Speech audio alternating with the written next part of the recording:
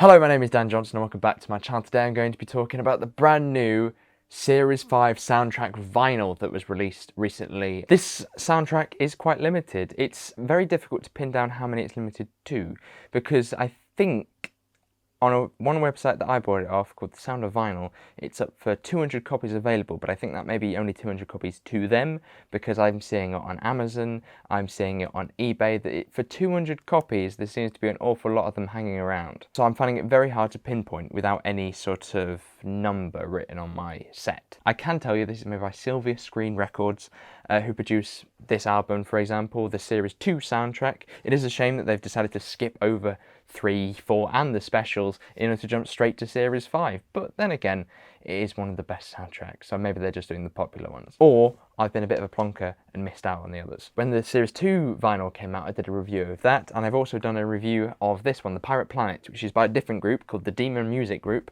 who are producing narrative episodes of Doctor Who.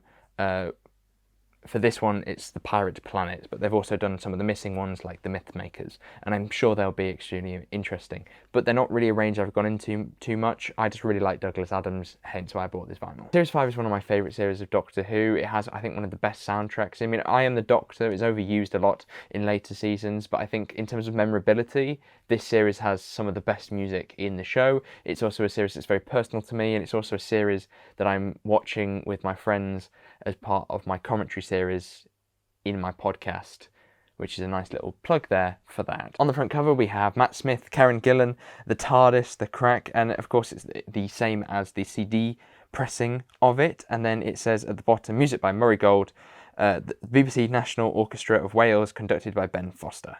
And then on the back we can see the time vortex in a bit better detail than we did on the first page, but we also have the different sides and the different tracks, and there is absolutely loads of them. I mean, I'm surprised that there are so many. It's quite a weighty product in that respect as well. So we have all of the episodes listed out with the tracks that were made specifically for those stories, and that's quite interesting. So Down to Earth is one of the big ones, Amy's Theme, Adrift in the TARDIS, for example, that's one of my favourites.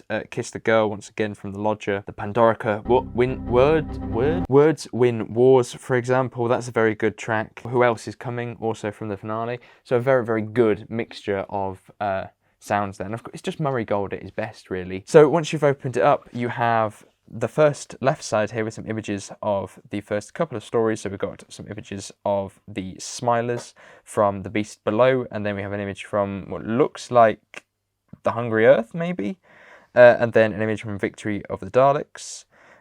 Then on the right side, we have the Paradigm Daleks, and I have to say this image does look absolutely glorious blown up like this. It's actually a really nice set that I didn't really notice before, and how cool that striking image stands. It's just a shame that those designs for the Daleks didn't really take off. Once you open it out fully, we have some images once again. We've got Silurians, an image from the 11th hour, in fact 2 images from the 11th hour, and then the final side is just images from the Angel two-part, so the Time of Angels and Flesh and Stone. It is a shame that there's not a sort of nice mix of them. I was sort of taken aback by the fact that they focus maybe on certain episodes too much. I mean, an entire section just dedicated to images from that Angel two-parter took me by surprise, I have to admit, when there's plenty of very cool images that could be used. So, for example, the first side will represent the 11th hour to the Vampires of Venice. The second side will be vampires until the Lodger, and then the third side, the final one, is just the finale. And I think that would work quite nicely from a sort of blocking point of view. But anyway, that's nothing really to be complaining about. Down at the bottom we have a little bit of information about each of the episodes. So once you take them out, you have the black card, or the black paper rather, that conceals our vinyls. Now, what took me back by these is their feel and look very, very thin.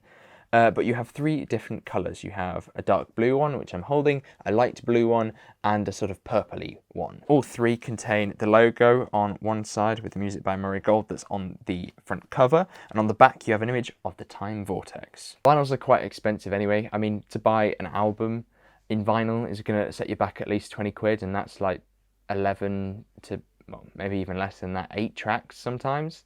So 73 odd for £75. That's not too bad. Have you managed to buy this vinyl yourself? Are you hoping to collect the other ones? Have I completely missed out on a Series 3 and a Series 4 because I was unaware of its existence, to be honest? The actual publication of it in through official channels is really strange. It doesn't really seem to happen. You know, I don't know whether it's just a little bit of bad marketing or whether it's the fact that there's some different sort of loopholes or, you know, like in terms of contract stuff going on that I'm not aware of. But it's all a little bit strange how these things really do go under the radar. So, thank you very much for watching, and I shall see you soon.